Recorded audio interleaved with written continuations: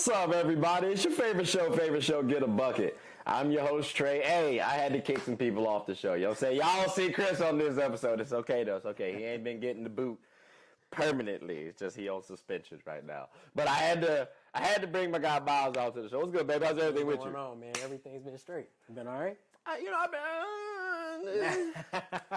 depends on the day. I was about to say, it depends on the day. It depends on the day. You know, I was playing hoops earlier, and matter of fact, I don't need to talk about that, ladies and gentlemen. I don't need to talk about that, though. But I might be wondering why Miles is on the show. Well, we're here to talk about a couple of sports because we're both sports fans, right? We're going to talk about the, the WNBA? Yeah. I think we said college football, too? Football. NFL. Yeah. All right, a lot of news happening in the NBA. So we got a lot of things to talk about, ladies and gentlemen. So definitely stay tuned. Definitely keep your energy up, and don't leave the show. But we're going to go ahead and jump on into it because I know y'all don't want to hear us him and Hall too much, although you will be listening to us him and Hall each quarter. But we're going to go right on to those quarters. So, you got anything you want to say before we start? No, man. Just looking forward to the discussion, for real. All right. Bet. I appreciate you. Well, we're going to go ahead and jump right on into it, ladies and gentlemen. DC the beat man.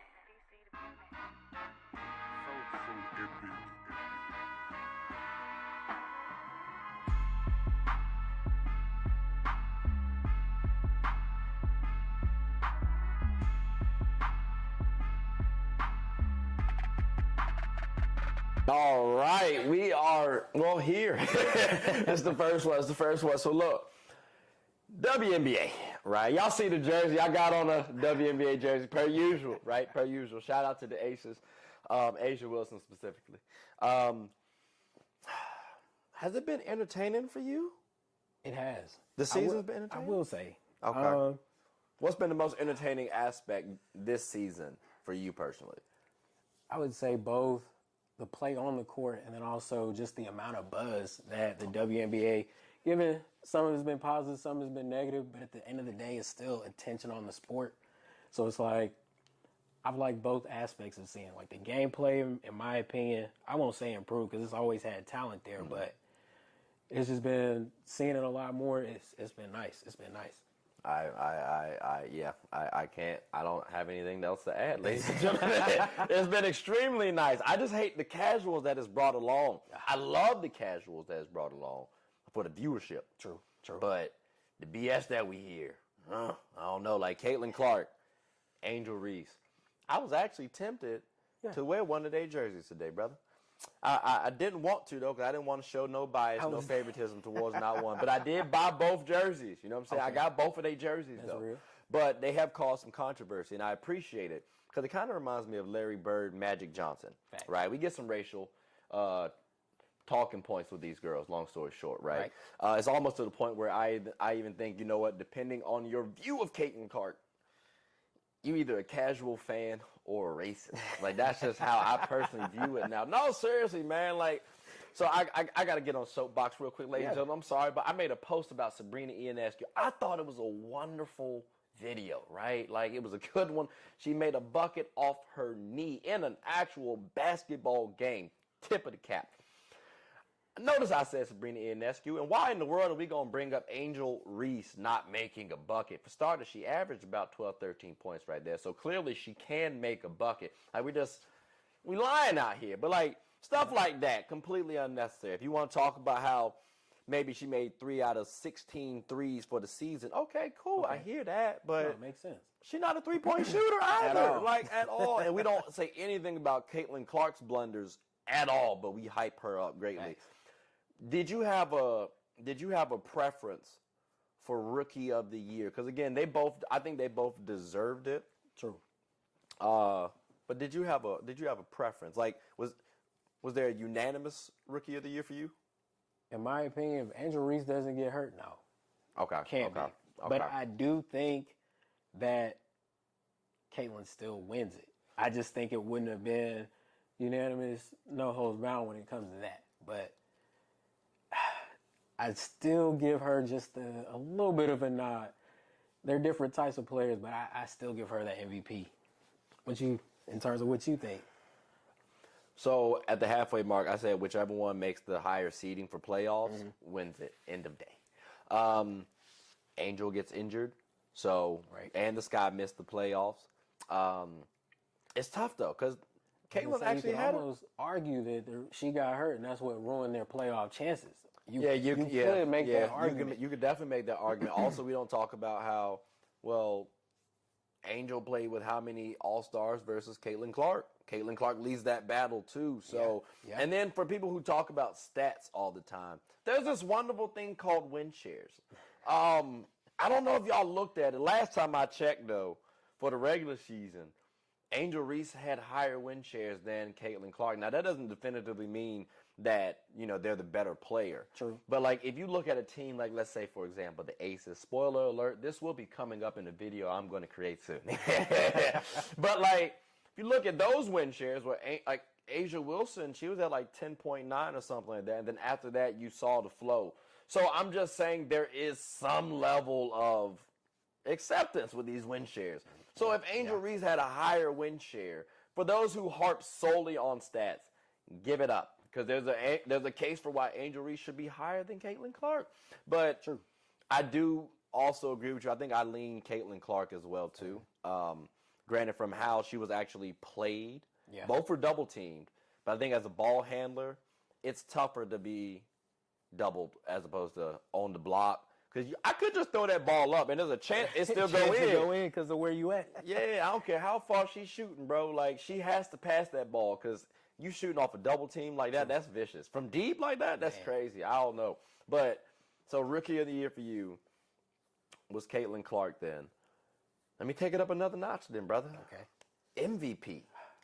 Was she your MVP then? Because a lot of people have said that she should be just off the viewership that she brought up, which we both highlighted. Now, I'll say this. If you want to include impact on the game, in terms of that counting towards MVP, I say you definitely make a case for her being up there just because of the level of what they brought. But you can also, like I said, if Angel Reese was healthy, you could put her in that same conversation. But for sake of the conversation, I think, if you include that, you can call her or at least make a case for her because of what she brought. Granted, the ones that were in the final run, they capitalized on it, but it makes a case for sure because she's the one who brought a lot of eyes that weren't there. Okay. Yeah. No, like it's a regular season award. Yeah. It's on the court play, though. Exactly. So, like, when people talk about viewership, they think about value, monetary. No, it's about value to the team.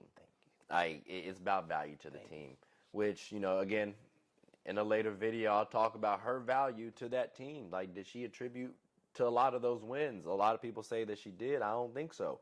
Someone like Asia Wilson, no, she did attribute to those wins. Don't get me wrong. Okay. I'm saying like the majority, I got you. like Aaliyah Boston was hooping. Kelsey Mitchell was out there getting the bucket. So I mean, we slight them. We make those statements. So, but someone like Asia Wilson though, she did win MVP. Right. Was that your answer then? Because you said no for Caitlin. Asia, she was my chosen MVP. Y'all see the jersey. Shout out to Jersey. Y'all see the jersey. And she did win MVP. I got a different 22 on, but exactly. That's our high school jersey. That's our high school jersey. Right. You know what I'm saying? That's what we're going to say. That's what we gonna do. It's crazy, though. I wanted to show a little love. She did win. For sure. MVP. Hell of a season. Dominant, right? All that good stuff. I didn't vote for her. I'm sorry. So, wait. Then who you make a case for then? Nafisa Collier. I had to go Nafisa Collier, which, to be fair, she was number 2 in the MVP voting list. True. And I also gave Asia the nod for Depoy, which, Nafisa won out. So I'm glad we got a little balance. But what was your reasoning for Asia over Nafisa? Not that Nafisa wasn't balling because she was. Right. But I also think part of that had to do with her being for a small market team, that you didn't get to see her as much as you saw Asia Wilson. But in my opinion, Asia Wilson she was on a tear. She was out to prove that she was the best. And with what happened the year before going into this year, as dominant as she played and the level of impact, because the Aces, even right now, they're struggling. They finished the year middle of the pack. And I honestly feel like she was the will of that team to get them even in the position they were. Not that they didn't have talent around, because they do, but in terms of the most dominant player, like, you knew what you were getting out of her consistently. I have to give her the nod. I can agree with you, because like word choice was key. Word choice is key for me. So many. That's why I said like unanimous rookie of the year. Like, because like she won. Like we agree, she won Right. rookie of the year, but unanimous, right? So like the willed the team. When I think saying like willed the team, I think it's like a slight towards her teammates.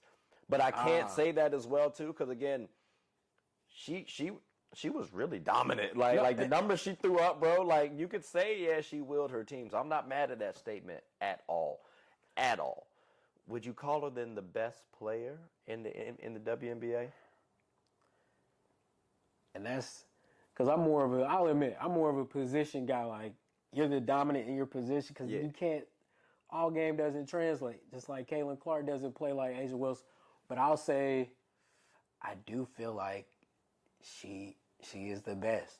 I do feel like she's the best. Granted, there's like a 2A, 2B that's literally right behind her. But I do feel like she might just consistently might have that nod, because I've seen slights in others' games, but their slights not still getting a double-double. Theirs is getting a 17 and 8 or 16. And Asia's was like, nah, you can almost guarantee a double-double or something is coming. And so I still give her that nod. But it's that 2A, 2B literally right there. See, it rotates for me, because I think your 2A, 2B that you're speaking of for me is Brianna Stewart and Nafisa Collier. Facts. So it rotates, because last year I thought Stewie was like the best player in the game. But Stewie's the more skilled player. She's like also 6'4". She plays like a guard.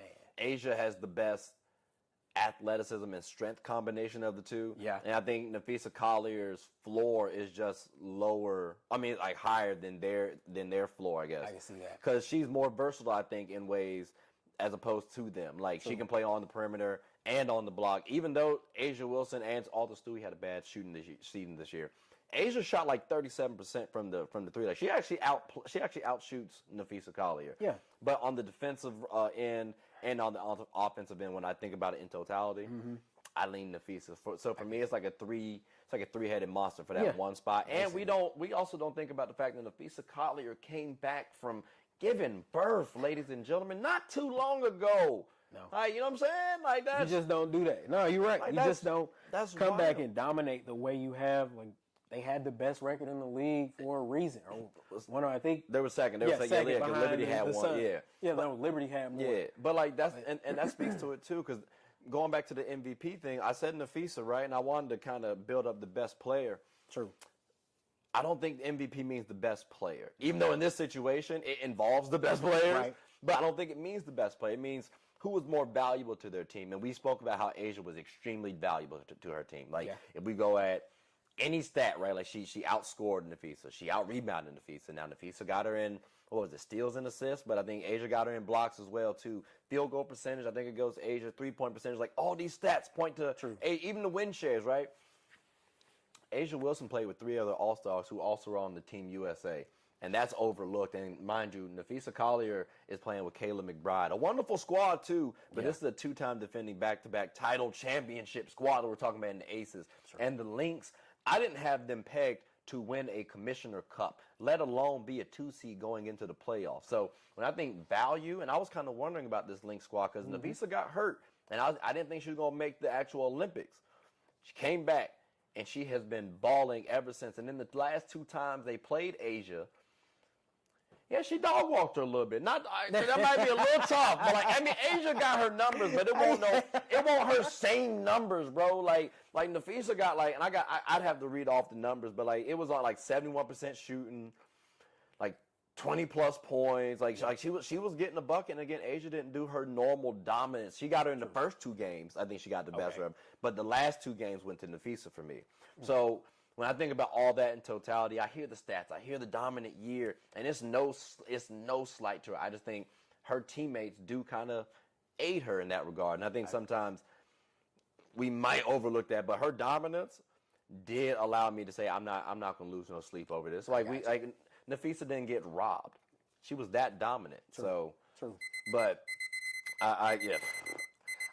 brother, I was gonna talk a little bit more, but we got more quarters to talk about though. That's what I'm here. Yeah, I'm sorry. The buzzer went off too, so that's what we're gonna do. We're gonna take a quick little hiatus, come back, pay some bills, and when we come back, we got some other things. So hope y'all enjoying this, and we'll be back after a moment from our sponsors. Hair talk.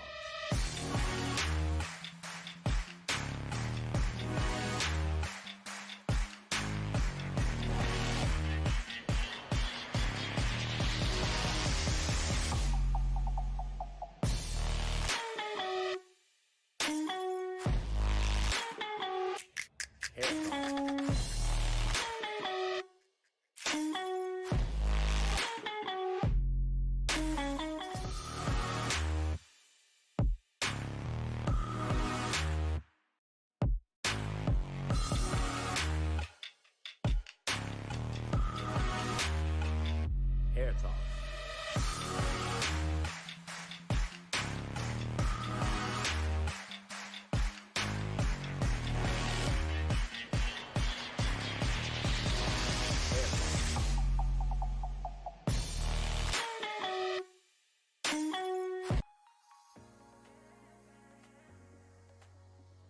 The I'm Perfectly Made Foundation believes that routine screenings can save lives and that access to these services should not be a barrier.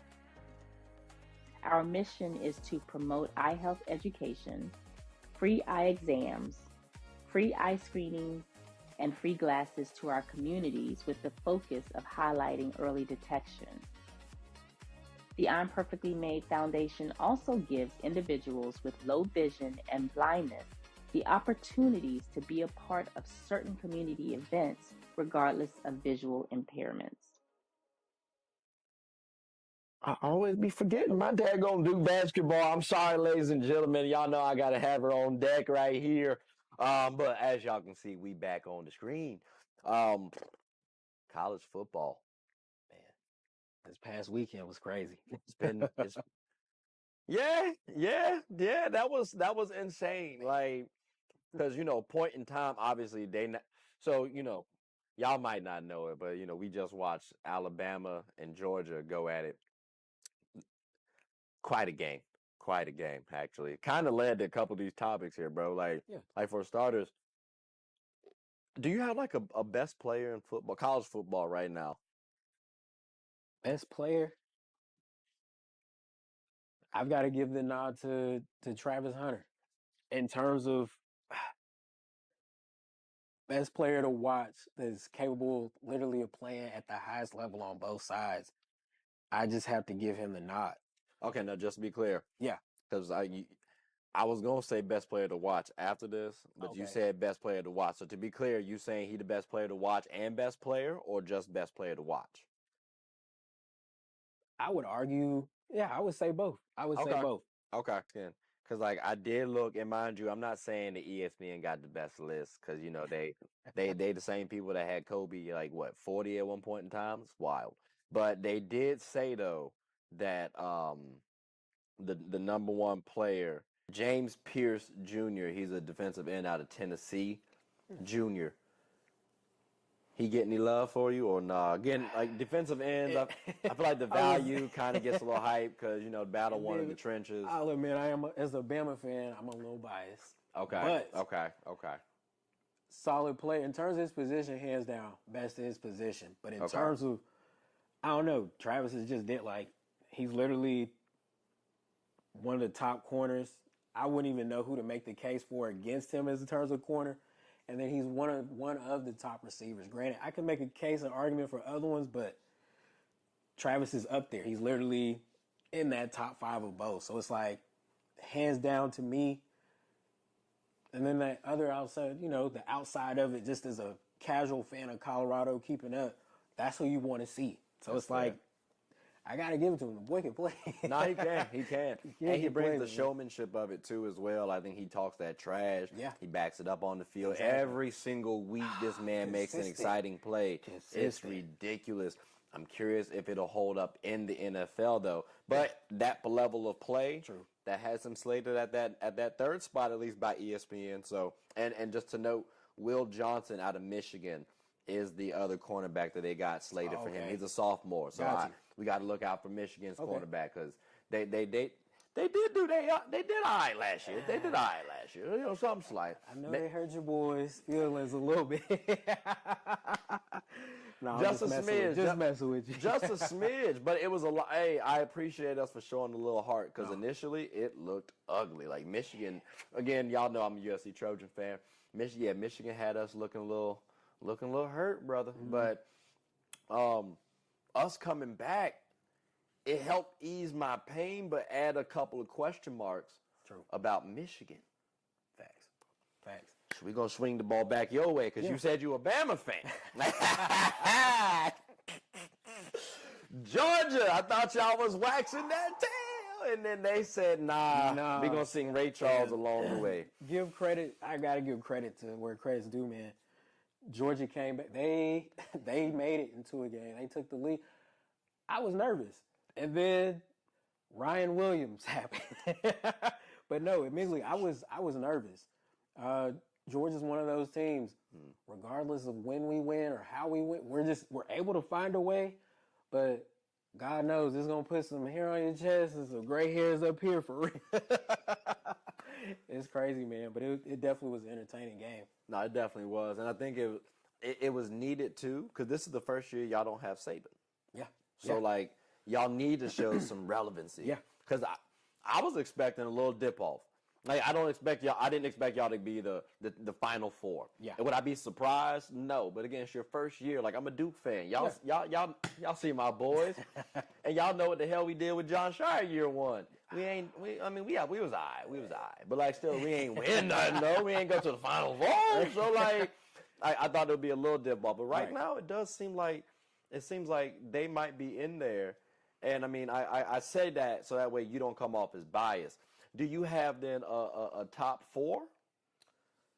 I would make my case, and this isn't in a particular order just because Bama's schedule isn't as a Bama fan, their schedule is not, I believe they can win it all, but Lord knows it's still going to be tough. So I want to take my, fan bias out. I do have them as one of my four. I also see Georgia, just depending on the pathway, as one of my four. I also see Texas, just given the rest of their schedule, as one of my four that gets the nod, just because, in my opinion, the only team, they do play Oklahoma, which is always, it's a rivalry, so but Georgia's the only the tough game on their schedule that I think can possibly give them a loss. But I still think a loss to a top-ranked Georgia keeps them in the four. And then I see Ohio State as that other team that kind of gets this isn't who I think is going to win it all. It's more so who I think gets that first round bye. Okay. And I think those are the four teams. Top four. Ohio State, they can afford a loss to Oregon and still win the Big Ten title. And I think they're the fourth team. Even if, there's a Big 12 team or someone that goes undefeated, I still think they put them as that team based on, like I said, Texas maybe losing to Georgia. And then, the SEC title, Alabama taking a loss. I see those as one of the four teams. Okay. It's interesting. So, Texas, Alabama, Georgia.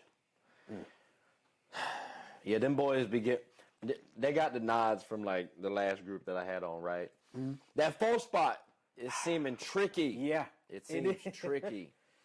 I've heard Miami.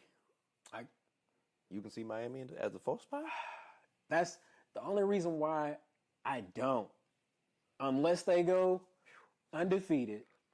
Which is possible in the ACC. Which is possible in the ACC, which I also attest. I think the lack in terms of, everyone knows it's looking at SEC Big Ten. They're going to get the nod first. Yeah.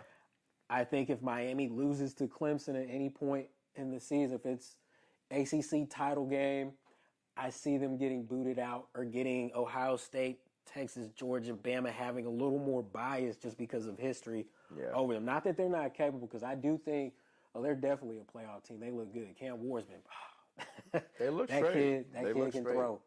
And so, like I said, based on their schedule, it's one of those things.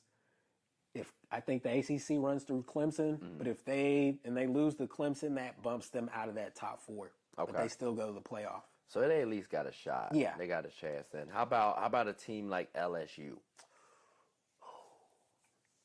And again, no Bama bias, but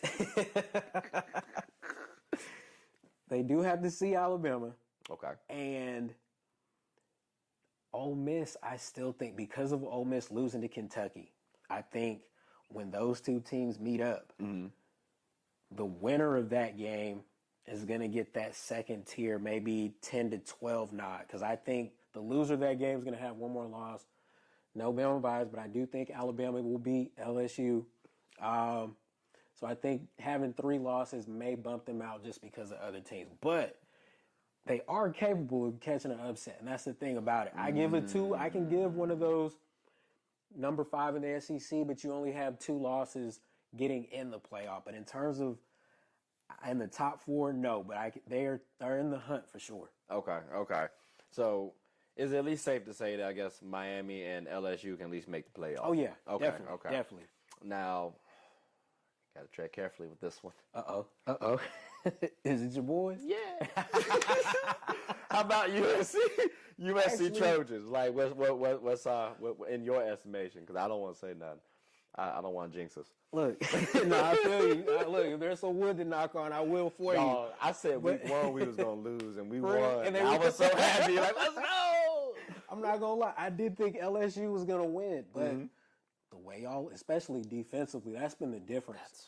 Y'all, like no offense, but y'all actually seem to have a defense that y'all haven't had. If y'all had the same defense when Caleb Williams was there, y'all go to the playoff because y'all run the table on the Pac-12, in my opinion. But 1 year too late type thing. But I do see them maybe not top 4 just because of the early loss to Michigan bumping them where they are. Okay. But I do see them I can see them definitely getting in the playoff as one of those 12 teams. It's just, like I said, I think they can possibly run the table on the rest of their schedule. They do avoid Ohio State. It's going to be tough. Not saying it'll be easy because Notre Dame's still going to give them a tough game. I think they do see Oregon as well. So those, it's a toss-up. But I think if they can split those, I think at 11-2, I think they would be able to get in. I lied. We don't see Oregon. Oh, y'all don't? No, we get Penn State and Notre Dame as the only ranked teams on our list. But here's my thing too, though. Yeah. We mess up quite often. Like we do dumb stuff. Don't quite tell often, me I have bro. more faith than you do. Nah, you do, brother. I told a whole group of fellas, look, I don't think we're gonna do well this year. Because again, my thing was Lincoln Riley. It's our head coach. He cool offensively, but he reminded me too much of Mike D'Antoni. Okay. Because it's like, and I hear you. Mike D'Antoni's gone to the final. Well, he ain't won no championship. Yeah. Like, you know what I'm saying? He ain't really done, I'm about to say, like, he ain't really done much outside of, then get to the Western Conference Finals. So that kind of, like, you need a defense. True. But they did impress me against LSU. Yeah. And, like, the trenches seem straight. We might have a shot. But I'm also now worrying about the execution, too, on the offensive end. Okay. Because we just had Caleb Williams for 2 seasons. True. In college, you got like, I don't know, like, when do you get comfortable with your quarterback if he's brand new for you? Like, how many games? Maybe 7, depending on the schedule. I feel confident by 7.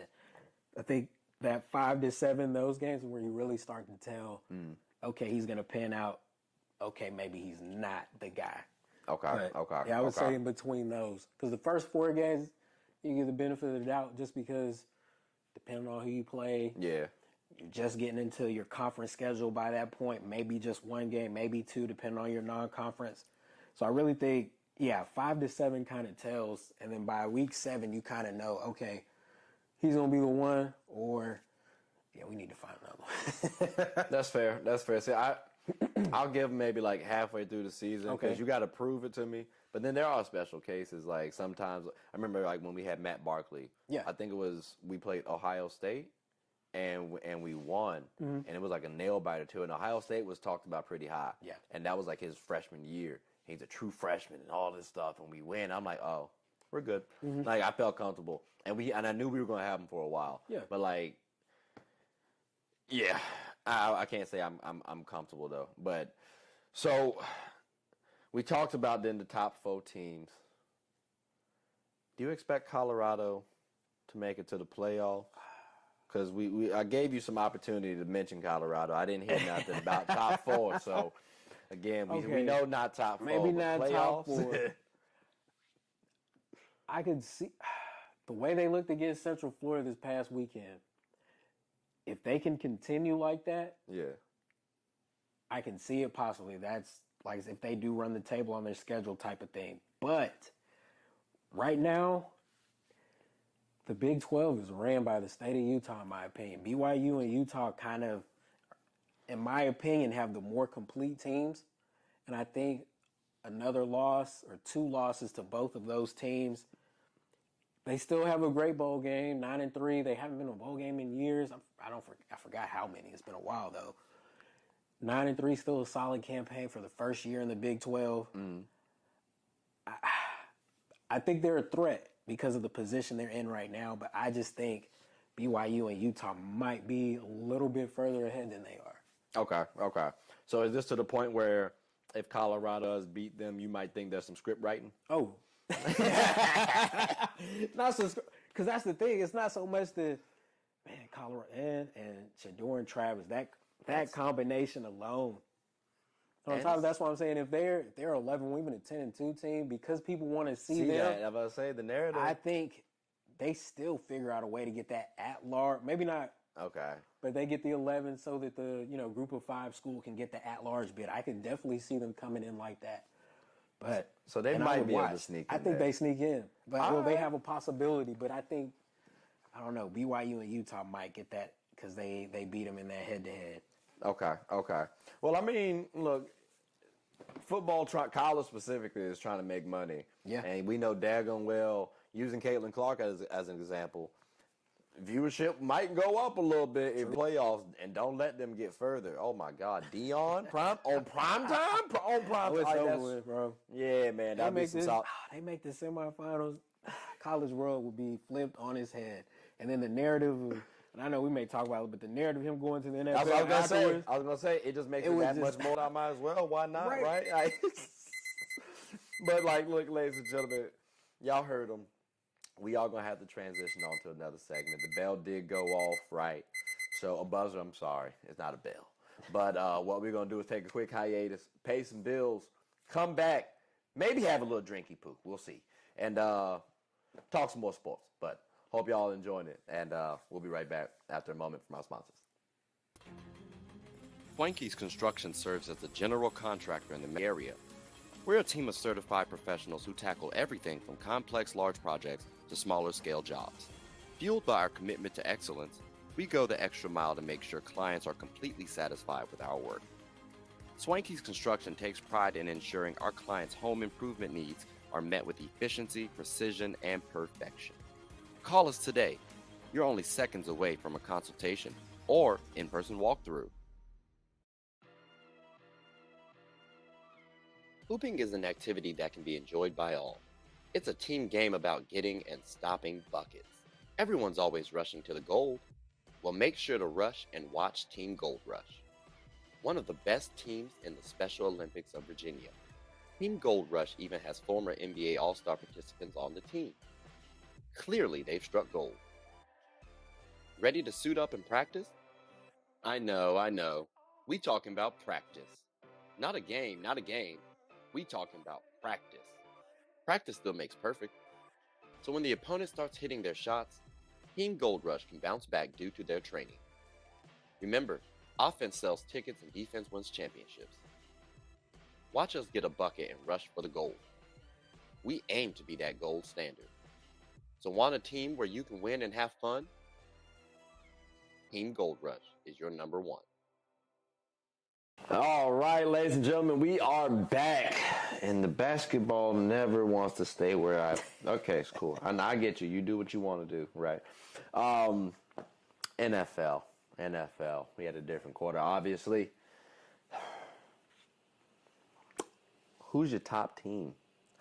Top team in the NFL right now. Like you think these boys about to win the Super Bowl. That don't mean They going to, but they just give you that feeling. I hate to say this. The Chiefs. Again? Hey, It's not so much because they can, but right now, I don't know they're clicking. I think they get the bye at the rate and pace that they're going. I think they get the bye.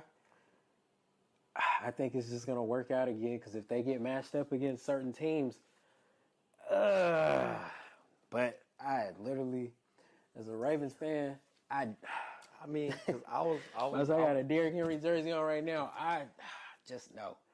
I But mean, the Chiefs. so week 1, y'all lost, but barely though. Like it was a toe, bro. True.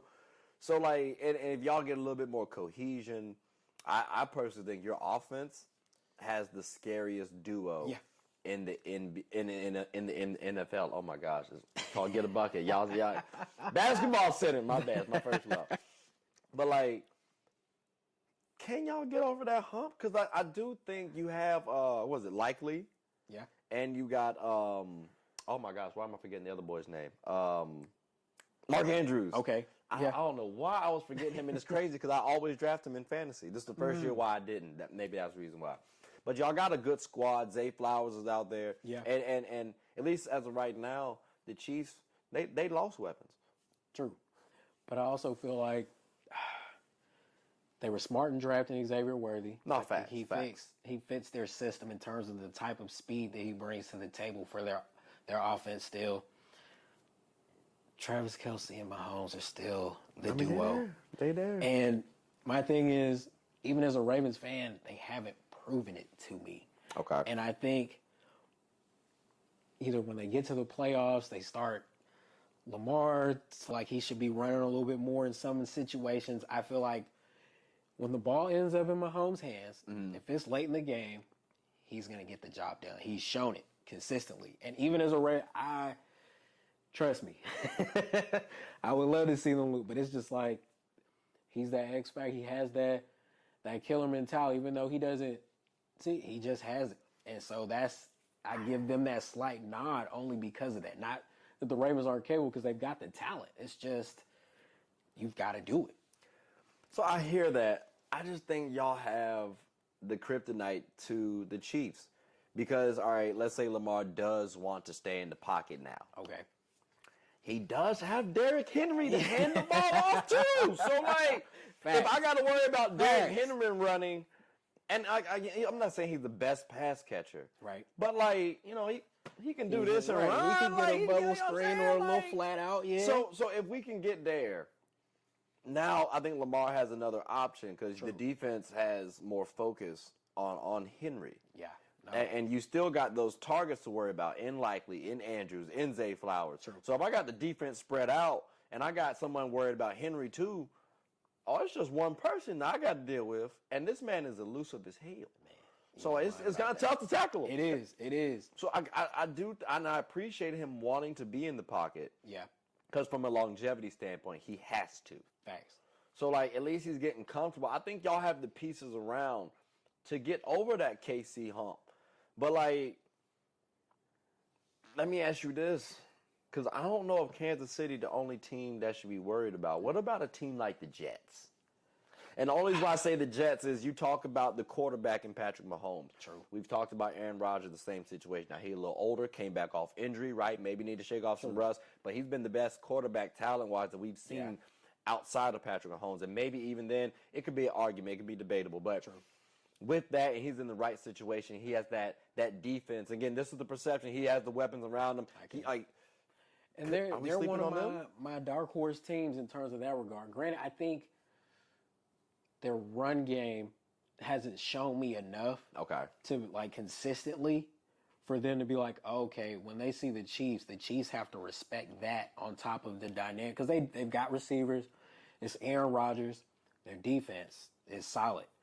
I just think the Chiefs can get away with not respect because Breece Hall didn't do that much. And it's like he has had moments, but it's not consistent to where I feel like they really see him as a threat as you would like the Ravens with Derrick Henry. Yeah. And so I think that's why I might nod them. But another team, the Saints, in my opinion, they've actually looked quasi. Granted, that Atlanta game was one thing, but I think the run game that they have makes them interesting. They're a dark horse for the playoffs for sure. Not all the way, but I think they're capable of, depending on matchups, they're capable of doing something. I could see them being similar to like the Lions last year. Right. I like Derek Carr actually as a leader. Like honestly, I like when people cry on national television personally. That's just me though. But if you cry, we cool. But the Saints have enough defense, I think, to help them out offensively. They got enough offense. It's just not special enough to win that Super Bowl. True. That's my only thing. I agree. That's the only thing. So, knowing that they don't have enough stars, that's my hesitation. I get that. And that's kind of my similar. The Jets don't have a star running game. Okay. And that's why I'm saying they're on that caliber of they can make the playoff, but I don't see them getting over that hump. They can make a case and make a good game. I don't know. So what about a team then like the Bills? Because I don't think they have a star outside of Josh Allen. That's what I was trying to go to. They got rid of Stephon Diggs. And I think this is an interesting take too, because I think there is a point where you do need to let go of your star. True. And rebuild, especially if you have a duo. Yeah. Like using the Lakers as an example. I'm not saying they were on that level. Right. But we had to choose one, unfortunately. Because of age and like the game of football, I think you do have to choose one, especially if you haven't won a Super Bowl. Yeah. Can the Bills can Bills Mafia have something to be proud of? I think Bills Mafia is going to stay the same, but in terms of just like hanging their hat on getting to conference championship to get to the Super Bowl. No Super Bowl. I feel like one of those teams that we were talking about earlier, like that on the cusp team will be one to kind of clip a team with just one superstar who's trying to figure it out. Not necessarily saying he's doing it alone, but I don't think he has the pieces to go all the way. And I think one of those teams that's a little bit more hungrier will end up catching them before they even get to that point. So it'll be interesting though for sure. Okay. But I think they got to find someone. You're not going to find someone to replace Stephon Diggs, but you got to find someone to be that guy consistently. Yeah, the consistently one option. I respect that. I respect that. Next, so then, if the Bills got questions. I mean, the Lions, we did bring them up. I think they got that one option. Yeah. Now, the quarterback play, I'm not going to say it's suspect, but I'm not going to say he's average either. Like, he's somewhere in between, elite and average. Like, you know what I mean? Like, it was the same way with Sam Bradford and all them boys. Can Goff get the job done with the Lions? Like, the Lions winning a Super Bowl is crazy to hear. Because them boys, weren't they just like 0-16 or something? not very long ago either. And like I said, they're one of those teams, man, in terms of that I think can make that challenge. Mm-hmm. Do I see them? Maybe one of those other teams, like I said, the Chiefs being that kind of front runner for it. Mm-hmm. But I do see them making a definite case to make a run. So they're one of my dark horses, too, in terms of really, like I said, that hungrier type team that they've got a gritty coach. Right. The team's kind of built around, like, we're going to try and get it done. And they've got talent. It's not just a Williams. It's like they've got the talent. So it's I definitely could see them, though. I can from an X's and O's standpoint. Yeah. Problem is, after last season, I do think there might be a little bit of script writing involved. Like, shout out to Taylor Swift. You know what I'm saying? Like, I ain't got that sense in them, so I don't know, bro. Like, I got to see them. She gonna perform at halftime with Kendrick at the Super Bowl. I got to see what happens with the Lions, man. But from a team standpoint, they hit those check boxes. Like, the coach, I love the coach. Like, again, anybody who cries on national television, I rock with. So, I do like the Lions. It's just something about them where I'm like, I might not. I'll put money on them on FanDuel just in case. Just in case it hits, right? Just in case. No disrespect. But ladies and gentlemen, what we're gonna do doesn't go off. We're gonna try to stay on script this one. What we're gonna do is take a quick hiatus, come right back though, but we do got to pay some bills. So we'll be right back. Which we also got to figure out why we got to pay so many damn bills. Every episode is bills. It's crazy. Bills, bills, bills. But we'll be right back after a moment from our sponsors.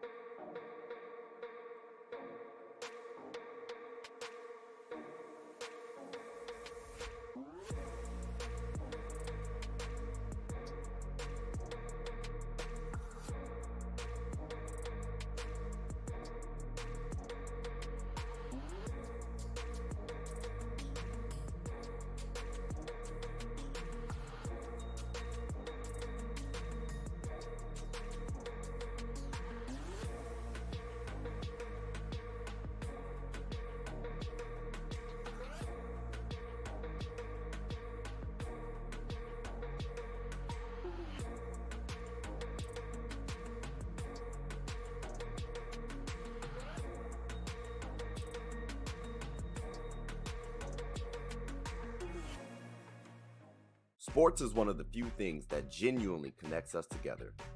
Whether with coworkers, friends, family, we all love the entertainment. Well, here on Get a Bucket, my goal is to talk about sports and its cultural impact. The WNBA, for example.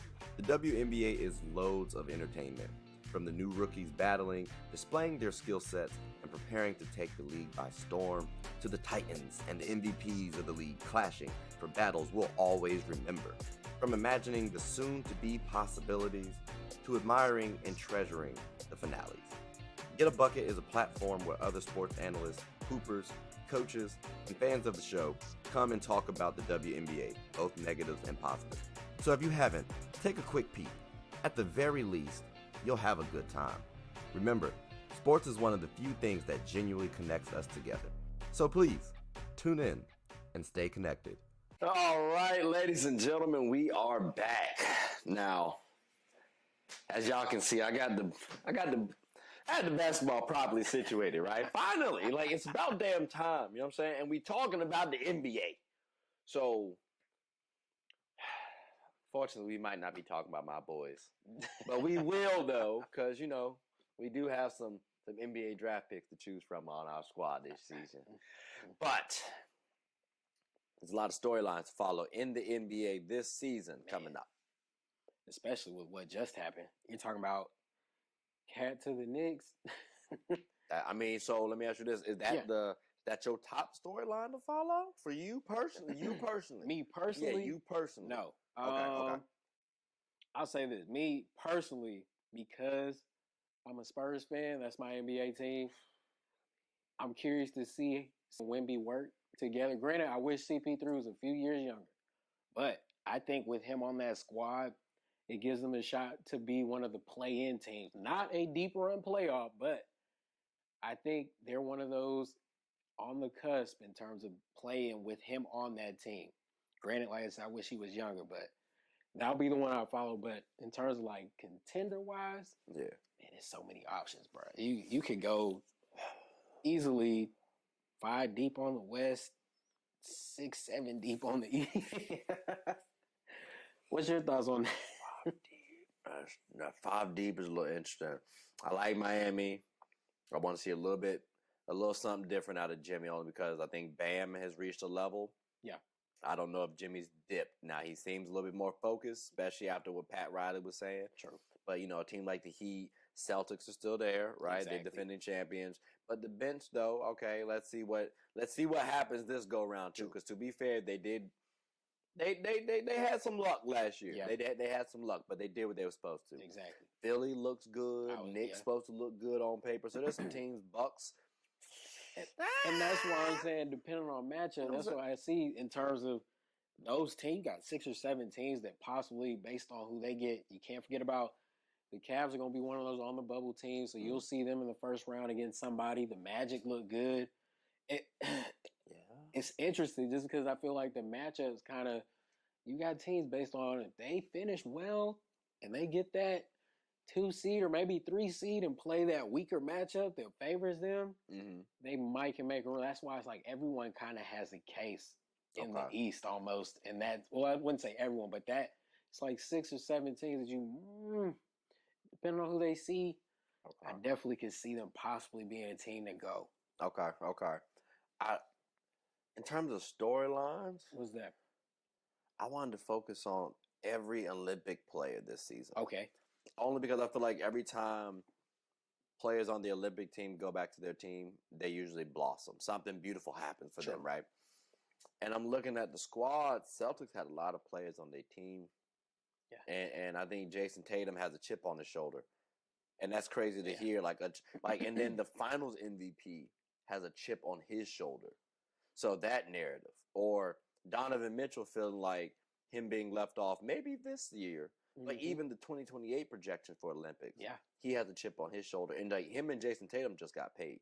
So like the narratives around the people who made the Olympics and the snubs. I would love to see. I'm going to be following those specific players because going forward too. I mean, these are like they're making the cases for the 2028 Olympics, and like it starts literally now. Bam Adebayo, great seat. You could lose your spot. Joel Embiid, Anthony Davis, you could lose your spot. So y'all need to dominate, and you can only be one champion. So it's not a matter of championship. It's a matter of how hard you play, effort. How are you dominating? Stuff like that. Like, if you're not giving max effort that we can see, if you're playing inconsistent, I don't know. And a lot of players can't have a lot of excuses. Embiid, you got Maxey and PG. Facts. There's that window of opportunity, I feel like, for Philly, they've got 2 years tops to try and bring one home before I think they do something else to kind of bust that whole thing up. Not that I think Maxey may go anywhere, but bare minimum, I think PG, you've got probably 2 solid years from PG to try and window of opportunity, take advantage of, getting all the way and winning the finals before I think they try and make some more moves. And then it's not a full rebuild, but at that point, I feel like Embiid might be too little too late. You've got a lot of teams up and coming now that are gunning for like young talent. The Pacers aren't, not that I think they're there, but they're definitely a threat to anybody. You still got the Heat with Jimmy Butler on the revenge type thing. So you still got Dame Lillard's running out of time himself. So it's like, I think their window with the talent they have, I give them 2 years with it, and you better do something. Okay. See, it's interesting because I see, like, for example, Paul George. I could see him actually going to a team like the Hornets after this stint. But it's because a player like Brandon Miller spoke about how he idolizes PG. And I see how Anthony Edwards wants to play with Kevin Durant. I kind of feel like they made some of these trades to bring Kevin Durant to the Wolves. Like, I genuinely feel that way. I think Kevin Durant gets his ring, his other ring, if he goes to the Timberwolves. And see, like, I want to see what pieces they get too, because the Sun also want to get some pieces back. Exactly. So, like that's going to be a little interesting. But again, 28 Olympics, because KD could play then. Yeah. Anthony Edwards is supposed to star then. We could get a player like even like as young as Cooper Kupp. True. I mean, not Cooper. I'm sorry, Cooper Flag. Not NFL. I get what you're saying though. Yeah. Like there's a lot of things that can happen over these 4 years, but if folks are starting to make good headway now, okay. Like if you let's say using Chelsea Gray as an example, she got injured this past season, right? But she still played during the season. But a lot of people were saying, "Oh, she's not better than Caitlin Clark." Right. But still, she put in that body of work. True. Over the last 3 years, where she has to start, she has to play for us. Yeah. So it starts now with these players, and that's why that's my kind of focus. Because that's definitely gonna be interesting to see it from that perspective. Yeah, and I do think too the NBA wants to kind of shine light on those sort of players, right? Because it's also a business, it's entertainment. These boys more money. Exactly. End of day.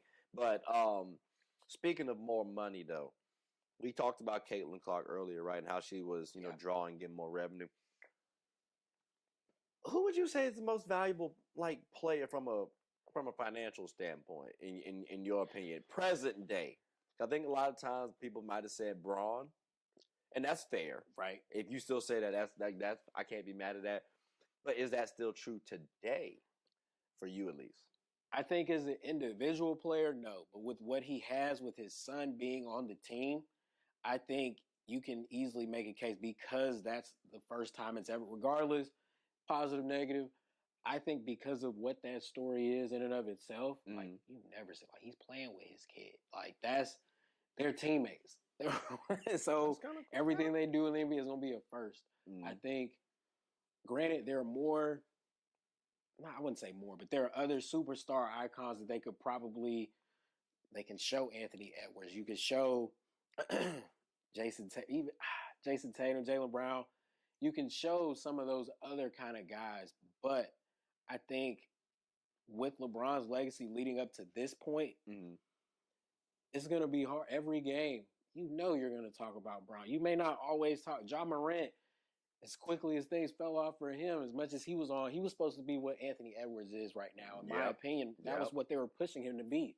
And so when you see that, it's like LeBron's legacy already carries a story. And now with Bronny here, the positive and negative scrutiny, you might not can beat that right now. You're going to have some that compete with it, but he's too consistent still. Like he's still in, I wouldn't say his prime, but he's still a piece that you can use definitely to win a championship. It's not like when Jordan was 40 and it was like, I ain't going to have that slanted now because, it's different days. It was different days. And then he ain't played with no AD. True. See, now he got me going down for the sure, rabbit for hole. sure. But I'm saying in the sense of what he's doing right now is immaculate because, like, we can come up with, like, a bevy of reasons as to why Jordan didn't do so. Okay, well, he was supposed to be playing with Elton Brand and stuff like that. It didn't happen. We got Kwame Brown. Cool. Point of the matter is we weren't able to go to the playoffs. Like, I remember, what was it, Vince Carter AI kicking you out of that 8th spot. So, like, and mind you, we at least went to the Western Conference Finals. Now, we have not been able to beat that Nugget squad. But, like, Bron has been hooping. And I hear people saying it's the empty calorie stats. Oh, well, he not giving us a solid production as he used to. I mean, Buddy kind of 40. Right. Like, I'm not really, I don't want him to be to be 27 and 40. I don't expect anything. But I feel like the way he's adapted in terms of his game and with what he is in terms of how he contributes. Granted, the Nuggets are a matchup nightmare for them in general. I just think they outposition them and they neutralize LeBron. Not that Aaron Gordon's better than him, because I don't think that. It's just that they neutralize him, and everyone else is literally just a little bit better than everybody else in their position, where it's just like they don't have an answer for that. And it's crazy because I hear so much D'Lo against us, like, oh, D'Lo's the problem. I don't think D'Angelo Russell's the problem when we have been losing to the Nuggets since before he got there too. Thank you. Like that, it's not solely him. It's a matchup nightmare for us. So, like, the Wolves did really well, but I think it's not D'Angelo Russell's fault. It's just a matchup nightmare across the board. The Nuggets are a really good team. Let me ask you this. Nuggets, Celtics, back-to-back defending champs. Not one of the teams, but 23 and then 22. Yeah.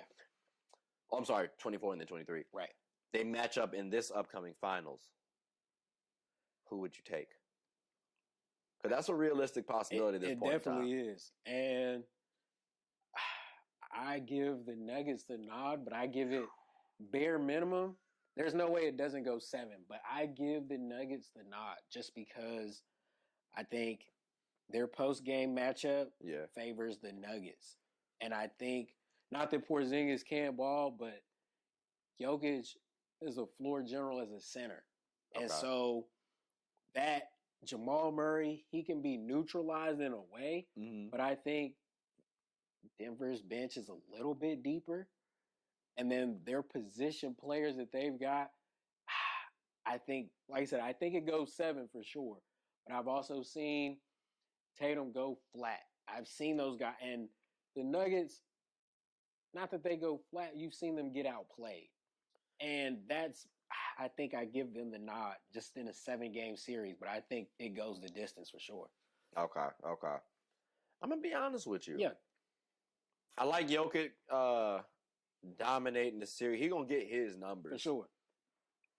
AG being able to match up with Tatum, that's going to be an interesting matchup. Man. JB kind of showed me, though. I think he'll shut down Jamal Murray. Like Anthony Edwards at 6'4". I want to see that matchup, too. Like Jaylen Brown 6'6". And I think we get similar defensive capabilities. I'm not saying who's better. I'm just saying similar capabilities. No. And I saw Jamal Murray struggle. He had 2 good games and then like a solid one as well. But like, unless MPJ snaps, granted Russell Westbrook is there, so that might add a little something. But I've seen Jamal Murray supposed to be like a shooter, and I'm talking about Team Canada, Right. and it didn't look the same. I didn't get the same feel that I thought I was going to get. So because of that, I might have some question marks around the Nuggets against that Celtics squad. But even with Westbrook around, with that wanting to get, because I think this is his best shot with them. No, best shot. That's tough. I thought his best shot was with the Clippers before Harden. Okay. Before Harden. I can argue that too. But if you get that small sample size Clippers, Russell, paired with this Nuggets, I think he can replace KCP. It's just now Jamal Murray has to shoot the way KCP did. Right. Because Russell has to be the defender. Mm-hmm. But then Jamal has to be off ball. And he was doing that pick and roll duo action with him and Jokic. Sure. So now, am I going to have Aaron Gordon or Russell Westbrook shooting the ball? As a team, I'm comfortable with either because now they're away from the basket. Mm-hmm. And now, like, that's not their strength. Aaron Gordon improved. Russell Westbrook improved. True. A little bit. It's not their strength. So, I don't know. That's tough. But again, going back to Jokic, he is able to stretch the floor out. And Russell Westbrook can rebound the ball pretty well. Aaron Gordon, he can rebound the ball pretty well. But looking at the Celtics, though, so can Drew. So can Derek. That's true. So can true. JT. And that's the thing.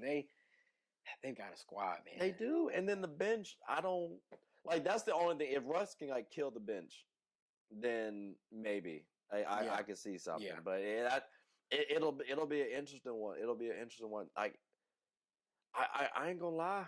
I think if you could speed up your Spurs, maybe like 2 seasons, man, that could be something. I like y'all construction. Same. I do. I think your construction is going to be similar to the Nuggets because the pieces y'all have, I think, actually carry forward going forward.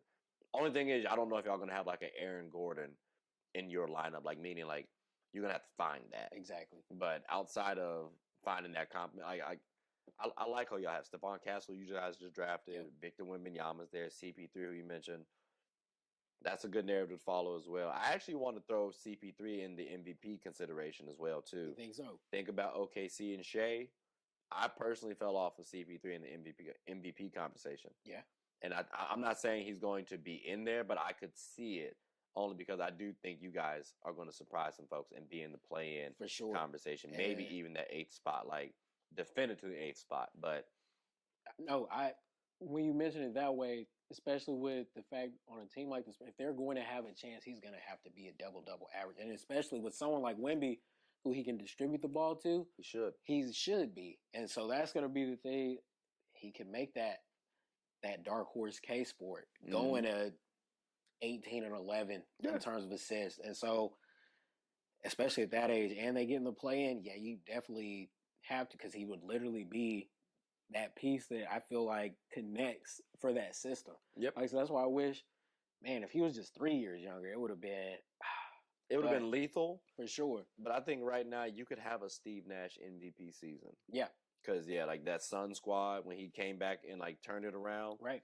I could see the Spurs having an above 500. West kind of tough, but above 500 don't sound stupid. The West is stacked. It's kind of tough, but it don't sound stupid. I would love to have like a 1 through 16 playoffs though, because I actually y'all have a better shot at getting in that way. You want to learn about that?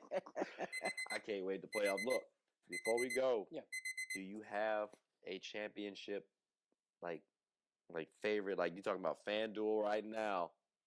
You putting your hard-earned money on one team, man, before the season starts. Man, that's tough. If I was a Batman, I would put, man, league so deep. It's so, but I do feel like the Nuggets get there, they would take it. Like I said, I think there's those top teams in the East would push them to 7 games for sure. But I think like I said, if they make it there, because there are other teams like with Julius Randle. I'm curious how that's going to go with the Timberwolves for sure. If he stayed there, Yeah, if he stays, because they could make some more moves. I'm curious how that gels. It's a lot of other teams. Like, not that I think OKC can beat them, but they're capable. They're a dynamic team. They're young, but they're a dynamic team. They know how to play well together. And so it's interesting because all the teams literally are like right there together. But I think if Denver were to make it, I think that's who. Like I said, I was betting. I put my money on them. Okay. What about you? See, it's tough. Last year I said the Mavs were going to make the finals, and I said that like in June, like well before the season started. And there's something about the Mavs that make me a little. It's a little interesting about the Mavs. Yeah. They just got Clay. They got the championship experience. You get a whole bunch too. of offense. Yeah, like I don't know. Like the Mavs for some reason kind of intrigued me. And then Philly. But I'm also really optimistic too. I'm an optimistic person when it comes to sports. I like to see the best out of people. Oh yeah. Outside of the Pacers, I didn't think them boys were gonna win. I'm sorry. I did not think that. Yeah, I didn't think that in-season championship meant anything last year, or getting there at least meant anything. But yeah, those two teams out of the East and West, I'm looking at. Heat might. They just got that. They some dogs, man. So They you are. can't count them out of anything because they're liable to beat any of those so-called top teams just because of what they built there. It's like they're capable. It's hard to see because it's like, man, all these other teams have like the stars and the talent, but I'm definitely. Heat are always one of them ones. They got it, but it's just they have. I think they're like you said earlier. I think they're like a season or two too late because like everybody's trying to chase what they need, but like you need to chase you need to chase for the future, I guess. Right. You need to prepare for the future, and they look at what they didn't do and think, okay, well that's gonna fix it for next season. Right. No, every season's different. So I think the Heat are just a smidge behind, but they got it though. Like they got the bones for it. So. But I mean, I was like, that was good. I had to try to sneak in that last question because the buzzer definitely did go off before that. So I apologize, ladies and gentlemen. But I greatly appreciate you, brother, for coming on to the show. Man, appreciate you having me. Did you have anything that you wanted to say before we close up shop? Man, I'm looking forward to a lot of good sports over the next few months. Between NBA about to start up, college football's in full swing. We've had a lot of great games. NFL, it's a lot of things to be excited for. That's what I'm looking forward to. Hey, there's a lot of sports. I hate that the WNBA season about to end in just a couple weeks. Yeah, but the NBA season starts back up, so I love that full cycle. Because there was a period of time where I get a little sad. And then football kind of helps out too. So college basketball out there, college women and men too. Oh yeah, it's some good times. It's about to be some good hoops. About to be some good sports. Huh? You think the Liberty are going to take it? I think they do. Like right now, I think they do. Man, I think they do. Momentum's on their side, but yeah, I don't know. Yeah, the Lynx still a dark horse to me. I like the Lynx. They still got to get through Connecticut. Well, I think they're going to get past Connecticut. I don't know if they have enough talent to beat the Liberty. I think the Liberty have that experience. Like they were there last year. The Lynx, I think, just need a little bit more seasoning as a team. Nafisa, I think, is there. Kayla, I think, is fine. Courtney is cool. But I'm looking at the big three for the Liberty, and it's like, all right, I don't know if y'all going to stop Sabrina, Brianna, and Jonquel. Jonquel been hitting. Man, that's the X factor for me. Like, For but I mean, I'm not going to. I think Liberty win is. I want Liberty versus Lynx. If Liberty get to the, but Lynx can definitely win that one though, especially because Nafisa a bad girl. Man, she her. She can ball. She her. She her. Yeah. See, he trying to get me to keep on the daggone topic. Boy, I'm trying to end the show properly. My bad. My bad, ladies and gentlemen. See, we just care about sports too daggone much. But listen, I hope you all have enjoyed the show. Miles, I greatly appreciate you coming on to the show. This is the first time, ladies and gentlemen. So I think he did all right. I think he did pretty smooth. You know what I'm saying? We probably go ahead and give Chris's ass the boot. I said, found a new co-host. Oh, man. Nah, but you definitely welcome anytime, though. Appreciate So that's definitely done. But ladies and gentlemen, boys and girls, I hope you all enjoyed the show. Please like, subscribe, comment, tell anyone about the show. My name is Trey. That's our guest, Miles. And we hope you all have a good one. Take care.